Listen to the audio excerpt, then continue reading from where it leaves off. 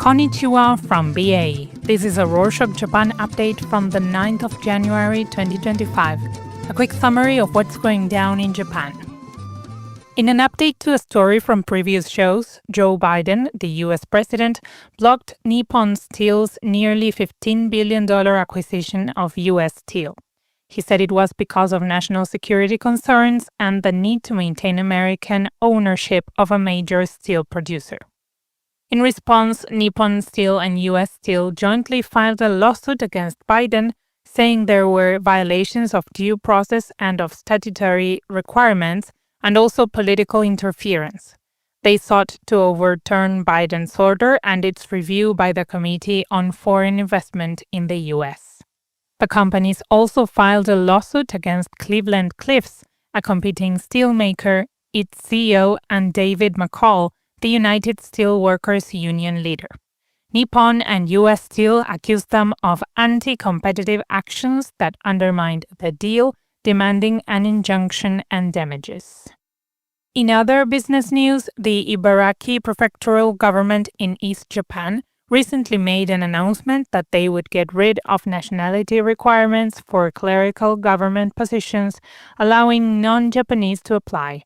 This policy is an attempt to support the growing foreign population, attract inbound visitors, and help workforce needs. The change will begin in March 2025. However, non-Japanese employees will still be excluded from roles involving public authority or decision-making that affect residencies' rights, such as tax enforcement, inspections, and issuing permits. This policy builds on existing practices as nationality requirements are already waived for positions like doctors and nurses. Ibaraki is the 12th prefecture to let non-Japanese residents hold clerical and technical positions. A tragedy occurred on Monday the 6th when a Japanese fishing boat capsized off the Pacific coast near Kashima Port, Ibaraki Prefecture. Of the 20 people on board, including Japanese and Indonesian nationals, the Japan Coast Guard rescued 17.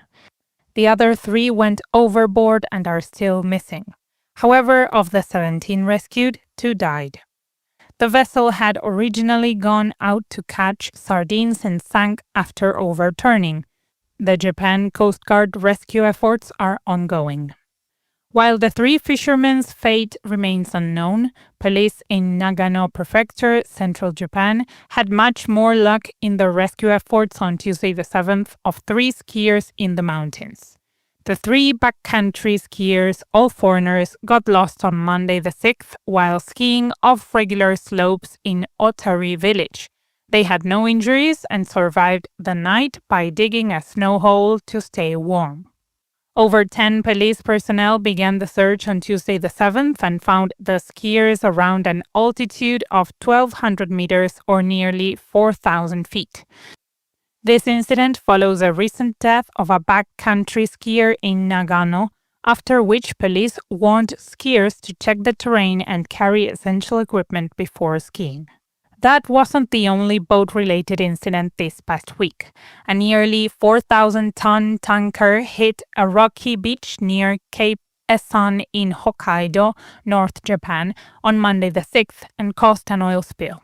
Fortunately, its cargo of 3,800 kiloliters, which is 24,000 barrels, of diesel fuel and kerosene, was perfectly fine, but its fuel tank containing 1,200 barrels of fuel oil was damaged, which was where the spill came from.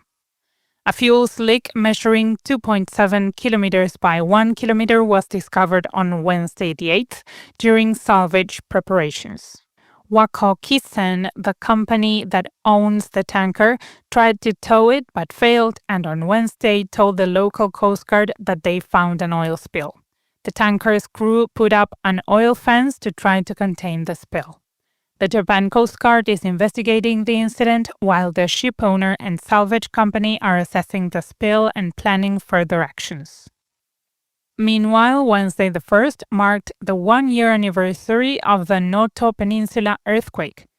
the city of Wajima in Ishiwaka Prefecture, central Japan, held a memorial service for the victims of the quake and the heavy rainfall at the Japan Aviation Academy's Noto Airport campus. Hiroshi Hase, the Ishikawa governor, and 300 family members of the victims attended the service. On another note, Resona Bank announced on Tuesday the 7th that its internet banking service for individual clients has likely suffered its second distributed denial of service or DDoS cyber attack, temporarily suspending transactions. This followed a similar attack on another bank, MUFG, around Christmas last year, during which no customer data was compromised. Other Japanese companies, such as Mizuho Bank and Japan Airlines, have also faced DDoS attacks recently. Resona Bank apologized for the disruption and confirmed no one stole any customer data in the latest incident. Speaking of cyber attacks, the National Police Agency, or NPA, reported that the Chinese hacking group MirrorFace has conducted 210 cyber attacks on Japanese government agencies and companies since 2019, targeting confidential information related to security and advanced technology. Victims include the Japan Space Agency, members of the Liberal Democratic Party, and ministries of Foreign Affairs and Defense. The NPA believes that MirrorFace is linked to China's intelligence agency and that these cyber attacks are part of a systematic government operation to get confidential information. While no major data leaks have been confirmed, the hacking group accessed some terminal and network data. The agency urges caution with suspicious emails and calls for stronger communication monitoring. Japan plans to introduce active cyber defense measures and submit related legislation to the Diet on the 24th of January. In a follow-up to a story from a previous show, the sentencing of Issei Mizuhara, the former interpreter for baseball star Shohei Ohtani, has been postponed for the third time to the 6th of February. In June 2024, Mizuhara admitted to charges of filing a false tax return and bank fraud, having stolen nearly $17 million from Ohtani's account. Mizuhara's lawyer requested the latest delay, citing the incomplete report from a forensic psychologist evaluating Mizuhara's gambling issues. The report was delayed due to the psychologist's other commitments during the holiday season. While Mizuhara faces a maximum sentence of 33 years, he will likely receive a reduced sentence under a plea deal with prosecutors. In sports news, Hideki Matsuyama, a professional golfer, scored the 11th PGA Tour win of his career on Sunday the 5th at the tour's season opening event in Hawaii. He set a record-breaking total of 35 under par. This is more than the previous PGA Tour record of 34 under that Cameron Smith set in 2022 and marks the best score in PGA Tour history since records began in 1983. Colin Morikawa, his closest competitor, finished second at 32 under par. In entertainment news, Nippon Television cut scenes featuring Masahiro Nakai, a former member of SMAP, a popular Japanese boy band that disbanded in 2016, from a program aired on Tuesday the 7th following allegations reported by magazines about an incident involving a woman.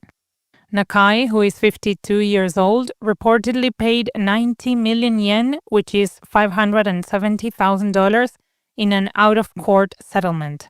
However, no media has reported any further details, so not much is known about what actually happened. The broadcasters said that they made the decision after a thorough review, and Nakai accepted the move. Other networks have also suspended Nakai's appearances, with some programs set to be replaced, but they declined to provide further details.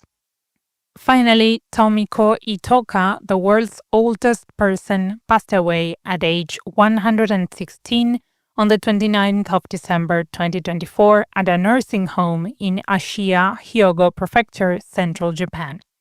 Born in Osaka on the 23rd of May 1908, she became the world's oldest person after the death of Spain's María Brañas Morera in 2024. Itoka had 4 children and 5 grandchildren. Since her passing, the current oldest person in the world is Okaji Hayashi, who is 115 years old and lives in Toki, Gifu Prefecture, central Japan. Japan's aging population highlights its demographic challenges, with over 95,000 over 100 years old as of September 2024, 88% of whom are women. Nearly one-third of Japan's 124 million citizens are aged 65 or older, straining healthcare and welfare systems amid a shrinking workforce. And that's it for this week.